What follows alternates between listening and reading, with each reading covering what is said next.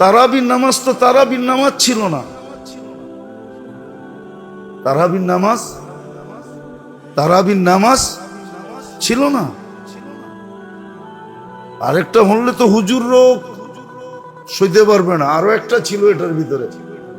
তারাবির নামাজ শুধু তারাবির নামাজ ছিল না, তারাবির নামাজের ভিতরে কিয়ামুল লাইলও ছিল, আবার তাহাজ্জুদও ছিল। এই জন্যই তো তারাবির পরে বেতের জামাতে পড়া হয় না। বুখারী শরীফে আছে ইজালু আখিরা সালাতুকুম বিতরা, তোমাদের শেষ নামাজ বেতেরকে বানাও। তারাবির ভিতরে তারাবি ছিল, কিয়ামুল লাইল 8 রাকাত ছিল, 12 রাকাত তাহাজ্জুদ ছিল। সবগুলা যখন কমপ্লিট হয়ে গেছে তো বেতেরটা রাইখা করব তো করব কি, তো ইমাম সাহেবরে কইছে বেতেরটাও পড়ায়া দেন, এই জন্য বেতেরটা পড়ায়া দেয়। নাইলে বেতের তো ছিল সবাই শেষের নামাজ। তারাবি তো শুধু তারাবি ছিল না, তারাবি তো শুধু তারাবি ছিল না। ভালো মতে বোঝেন, তারাবি শুধু তারাবি ছিল না, এটা তারাবি ছিল, কিয়ামুল লাইল এর ভিতরে ছিল, আবার তাহাজ্জুদ এর ভিতরে ছিল। এই জন্যই তো কয় সারা রাত্রের নামাজ যখন শেষ, তোর বেতেরটা রাইখা করমু কি, ওটা আপনার পিছে পড়া ফেলাই। এই জন্য ইমাম ওইটা পড়ায়া দেয়। এটার ভিতরে সব ছিল, এক রাত্রের সব ইবাদত ছিল। 1 মাস পড়তেন, 70 মাসের কি হয়ে যেত, তাহাজ্জুদ হয়ে যেত। 70 মাসের কিয়ামুল লাইল হয়ে যেত। 1 মাসের তারাবি তো হইতই হইতো না। আপনি বলবেন একটা আবার এতটি হলো কেমনে, ঠিক না? একটা 20 রাকাত আবার এতগুলা হলো কিভাবে, ঠিক না? তো একজন রে দাঁড়া করাইলি তো দেখা যায়, ঠিক না? উনি বাবা, উনি শ্বশুর, উনি আবার ভাই, হ্যাঁ, উনি আবার জামাই, উনি আবার খালু, উনি আবার ফুফা। একজনই তো, ঠিক না? একজন এতটি হইলো কেমনে, ঠিক না? কি একজন এতগুলা না? হ্যাঁ, আবার ছেলে, উনি ছেলে, উনি বাবা, হ্যাঁ, উনি শ্বশুর, উনি আবার কি জামাই, উনি আবার কি ফুফা, উনি আবার কি খালু, আরো বাড়ানো যাবে, উনি আবার দাদা, উনি আবার নানা। একজন এতটি হইলো কেমনে? অনেকে কইব 20 রাকাত আবার এতগুলা হইলো কেমনে? তুমি বোঝো না, এই জন্য বোঝো না, নাইলে একজনে এতগুলা হওয়ার সিস্টেম আছে। তো রমজান ছিল আমাদের জন্য মৌসুম দিছে না, বিশেষ করে গরিবদের জন্য এটা মৌসুম ছিল, গরিবদের জন্য। আমি তো মনে করি ওই হাদিস যে গরিবরা এসে আল্লাহ রসুলের কাছে কাঁদতেছে আর বলতেছে, ইয়া রাসূলুল্লাহ সাবাকা বিনা আহলুদ দাসুর, পয়সাওয়ালারা আগে চলে গেল। তো বলছে কিভাবে? তো দেখাইলো যে দান খয়রাত সবকিছু করেই তো দেখি ওরা আগে, জেহাদের ঘোড়া দরকার ওরা আগে, টাকা দরকার ওরা আগে, সামান দরকার ওরা আগে, আমরা তো গরিব পিছিয়ে রয়ে গেলাম। আল্লাহর রাসূল ওদেরকে শিখায়া দিয়েছিলেন যে এইটা নামাজের পরে কইরো, সুবহানাল্লাহ 33 বার, আলহামদুলিল্লাহ 33 বার, আল্লাহু আকবার 34 বার। চুপে চুপে বলছেন, কিন্তু কথা কি আর চুপায়া থাকে, ছুপায়া থাকে? কেননা দেওয়ালের কান তো ওই জমানায় ছিল, আজকেও আছে, ঠিক না? 1 কান 2 কান বড় লোকে জেনা ফেলছে, ওরও পড়া শুরু করছে। আয়েশা বলতেছি, ইয়া রাসূলুল্লাহ দিলেন আমা করে, এখন তো বড় লোকও পড়ে। চাইছিলাম ওদের থেকে আগে যেতে টোটকা দিয়া, কিন্তু পারলাম তো না, ওরাও তো শুরু করে দিছে।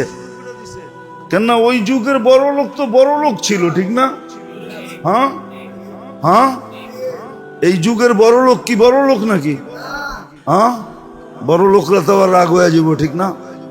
হ্যাঁ, এই যুগে বড় লোকদের চেয়ে বেশি, কারণ শব্দটা তো বলা যাবে না, মিডিয়ার মাধ্যমে চলে যাবে। হ্যাঁ, বড় লোকদের চেয়ে বেশি খাই খাই তো কারো নাই, আছে নাকি? অগৈত হয় না, ঠিক না? অগৈত আর হইব কর্তিকা, কারো 5,000 কোটি লোন, কারো 20,000 কোটি লোন হয় কর্তিকা। হ্যাঁ, দুনিয়া না ওদেরকে বলতেছে বড় লোক, আসলে টোকাইলে তো দেখা যাবে সব পরেরটা দিয়া, ঠিক না?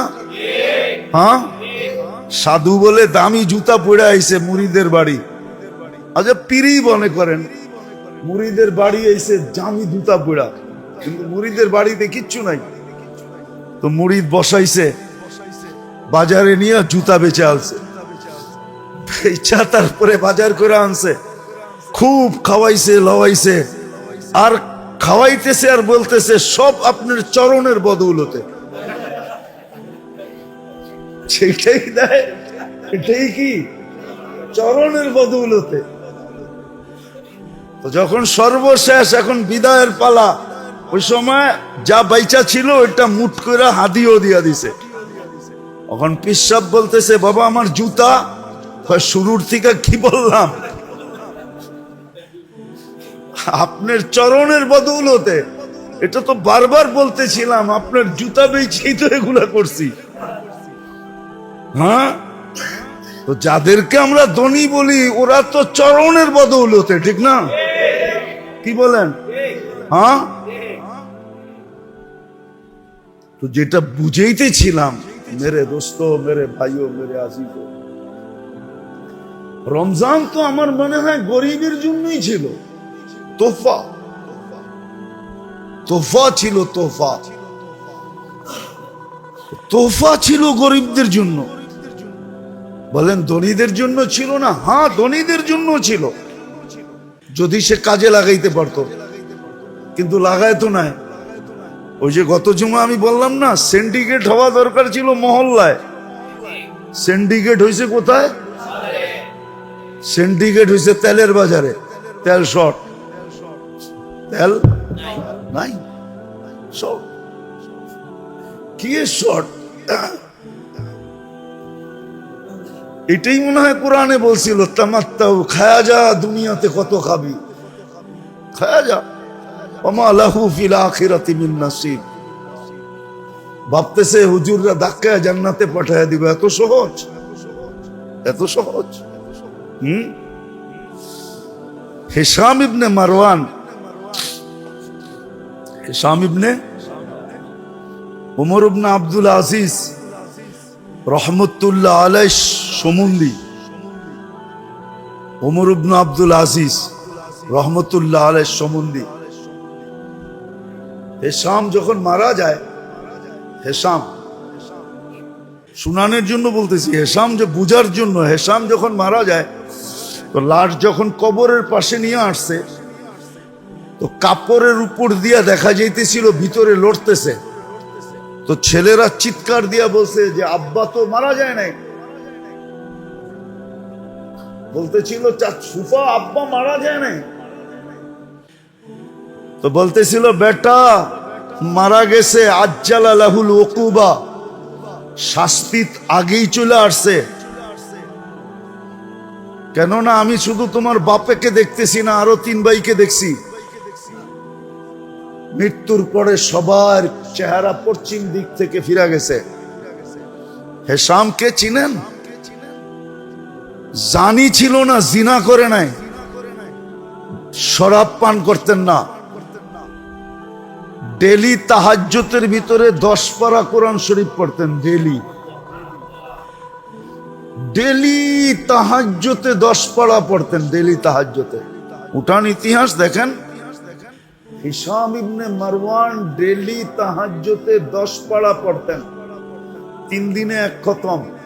জিনা না, শরাব না, বেদিনী না।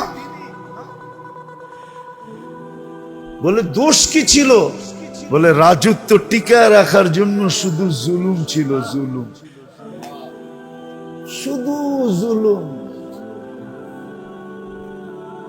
যারা নিজেদের ঈদ করার জন্য চাঁদা উঠায়, এখন চাঁদা উঠায় না, রিক্সাওয়ালার থেকে, অটোওয়ালার থেকে, রেডিওয়ালার থেকে, সবজিওয়ালার থেকে, হ্যাঁ, এটা কেমন মরার পরে যখন বড় হয়ে তোমার সামনে আসবা তখন বুঝবা চাঁদা কারে কয়। এটার নামই জুলুম। হিশাম ইবনে মারওয়ান ডেলি রাত্রে 10 পারা পড়তো তাহাজ্জুদে, 10 পারা, 12 রাকাতে 10 পারা পড়তো। আপনি চিনেন না হিশাম ইবনে মারওয়ান কাকে বলে? খলিফায়ে বনু উমাইয়া, চিনেন না? শুধু জুলুমের কারণে যারা সিন্ডিকেট করছে বাজারের ভিতরে। সিন্ডিকেট হওয়ার দরকার ছিল মহল্লায়, সিন্ডিকেট হওয়ার দরকার ছিল বাড়িতে। হ্যাঁ, বাড়িওয়ালায় বাড়াটিয়াদেরকে বলতো চলবে না, রমজানে কোনো পাক শাক আমার বাড়িতে চলবে না, সব আমার এখান থেকে সাপ্লাই হবে, কেননা আমার জাহান্নাম থেকে বাঁচা দরকার। তো সিন্ডিকেট এখানে হয়তো কোনো বাড়াটিয়া বলতো আপনি একা করবেন কেন, আমাকেও যোগ করে নেন, এটার নামই তো সিন্ডিকেট, ঠিক না? সিন্ডিকেট তো মহল্লায় হইতো, বাজারে হইতো কেন? বাজারে হইতো কেন? জায়গা উপরে সবসময় আঙ্গুল উঠান আছে আমাদের সমাজের কিছু লোক, আমি চিনি, রাগ হয়েন না। একবার মনে হয় বলছিলামও, উমরায় দেখছি বয়ে রয়েছে দস্তরখানে, অন্যের দস্তরখানে, নাম করলে সবাই চিনবেন, সবগুলার নাম করলেও সারা বাংলাদেশ চিনবে, অথচ অন্যজনের দস্তরখানে বয়ে রয়েছে। আবার ও দেয় না, ঠিকই আছে ভাইবা, হাজার হাজার কোটি টাকা থাকলে কি একটাও তো আমার না, পরের জ্যাবেরতে লয়ে না কোটিপতি আমি, ঠিক না? এইটা এমন জায়গায় ব্যয় করে লাভ তো হইব না, ঠিক না? এটা আমি ফকির ফকিরই থাকি, পরের দস্তরখানে বসি, এটাই ভালো, এটাই ভালো। নাহলে পরের দস্তরখান ইচ্ছা করলে তো সুপার মার্কেট কিনা লাগায় দিতে পারে, আপনারাও বলবেন সুপার মার্কেট কিনা লাগায় দিতে পারে, অথচ দুবাই আলারা দেখেন কয় % কমায় দিছে, ব্যাপার পড়েন না, মিডিয়া দেখেন না, কয় %? সব সুপার মার্কেট ওনারা কমায় দিছে, মূল্য কমায় দিছে। দেখেন কাতার, দেখেন সারা দুনিয়া, দেখেন সিন্ডিকেট তো হওয়া দরকার ছিল মহল্লায়, ইউনিয়নে ইউনিয়নে, থানায় থানায়। যাদেরকে আল্লাহ ধন দিছিলেন, যে সুযোগ আসছে জাহান্নাম থেকে বাঁচার, সুযোগ আসছে গুনাহ মাফ করার, সুযোগ আসছে কামায়া নেওয়ার, আগামী রমজান পাবো কি পাবো না, আজকে কয় রোজা? 6 রোজা, ঠিক না? রহমতের 6 দিন চলে গেল, 6 দিন চলে গেল রহমতের। 3 ভাগে তো ভাগ করছিলেন, গত জুমায় শুনাইছিলাম, 3 ভাগে ভাগ করছিলেন। একদল তো রহমতের পর্ব ঢুকার সাথে সাথে কাম হয়ে যাবে, কাম কমপ্লিট, কেননা আগেই তওবা তিল্লা করে বিলকুল ধুয়া পুইসা পরিষ্কার। দ্বিতীয় পর্ব শুরু হবে 4 দিন পরেই নাজাতের। আর একটু বেশি ময়লা ওকে প্রথম ওয়াশিং মেশিন থেকে বাইর করে দ্বিতীয়টা ডালবে। দ্বিতীয়টায় যদি ক্লিন হয়, যদি ক্লিন হয়ে যায় তাহলে ওকে, নাইলে ওইখান থেকে বাইর করে আবার লাস্ট সুপার ওয়াশিং মেশিনে ডালবে, যেটা জাহান্নাম থেকে মুক্তি। তো রমজান তো কামার মাস ছিল, কামার মাস ছিল রমজান, তাকওয়া অর্জন করার মাস ছিল।